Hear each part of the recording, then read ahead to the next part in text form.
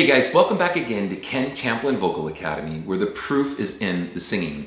We got quite a few requests for this one. It's how can I love the sound of my voice? A lot of people write in and they say, I record myself and I listen back and I hate it. Is that really what I sound like? Well, unfortunately, yes, it is. In fact, it's the way to get better. So I'd like to share my own personal testimony with you guys, and hopefully if you can relate to this and resonate with it, it might make some sense to you. So when I first started out singing, my first instrument was guitar, so I'm a very accomplished guitar player, and singing was, the only reason I wanted to learn how to sing was to get me between guitar solos and eventually not have to put up with the singer so I could, do it myself and not have to depend on that guy. But anyway, early on, I would record myself and I'd listen back and go, oh gosh, is that what I really sound like? Well, unfortunately, it really was. And of course, like we all do, we all have influences. So I would try to emulate some of my favorite singers at the time, whether it was Lou Gramm from Foreigner or Paul Rodgers from Bad Company, David Coverdale from Whitesnake, or other bands like, or in fact, he wasn't in Whitesnake at the time, he was in Deep Purple when I first started. But Robert Plant was another one, big time for me early on. And so I try to emulate their sound, and I would listen back and go, okay, how can I get my voice to sound like their voice? Now, we don't want to sound like anyone. I get that. Come on, guys. But we all have influences, and it's those influences that we have that increases our palette to give us a lot of different styles and ways to grow our voice. So with that said, we can set the bar high by saying, well, this person has set the bar really high. How can I achieve this level of success? And then, represent that with our own voice. So anyway, with that said, so I try to, let's say Robert Plant, I'd sing, Stairway to Heaven or whatever it was. And I fell miserably short. I hated the sound of my voice. It was bloody awful. I felt like I was gagging on my vowels and choking on them. I felt like there was cotton in my throat and I couldn't get good tone. I couldn't get good pitch. I was just struggling, straight up. Well, what I learned is that I could try to identify some things that I did love about my voice. So let's say I did like the first verse of a Led Zeppelin song.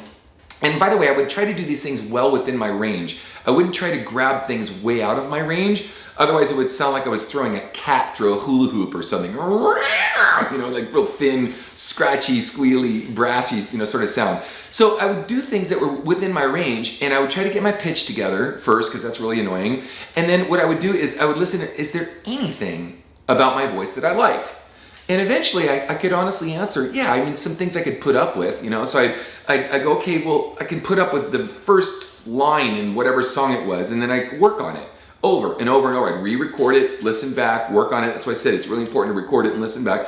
And then I'd go, well, okay, that's, it doesn't suck. It's not great. And then I would go to the chorus and, whatever. Now, you would actually have to piece these things together as you get better. You would start with a verse. Just do it over and over again till you like it. Don't try to make it through the whole song. Just do the verse. Then the verse and the chorus. Verse, chorus, next verse. Verse, chorus, next verse, chorus. Like, you work this stuff up. Well, what I found was, as I began to study the voice, that we could build vowel sounds that are all open with really good tone. Look at my video called The 5 Laws of Singing. I talk about open throat technique and the bright ping that actually grows the tone for our voice. So, and as I did this, I was able to, get to where I wasn't embarrassed about my sound. I wasn't awesome, but I wasn't embarrassed about it either. And I could see the progression of this, and I could see the forest from the trees, and I could see the light at the end of the tunnel, and thank God it wasn't a train heading my way.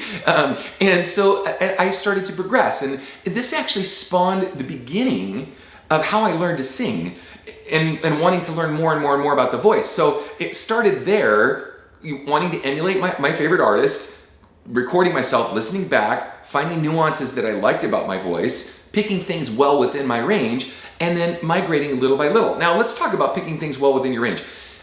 Because most people say, I want to sound like Bruno Mars, or I want to sound like Jared Leto, or like whoever your favorite singer is. And the bar is set so high that you say to yourself, I can never achieve that. Guess what? You can't. Not that way. You have to do this step by step by step. I cover all of this in my singing course called How to Sing Better Than Anyone Else. Please feel free to check it out. Also, I have a singers forums with over 12,000 members in there now. You can join it for free at Ken Tamplin Vocal Academy. If you like what you heard, please like and subscribe to my channel. That would be awesome.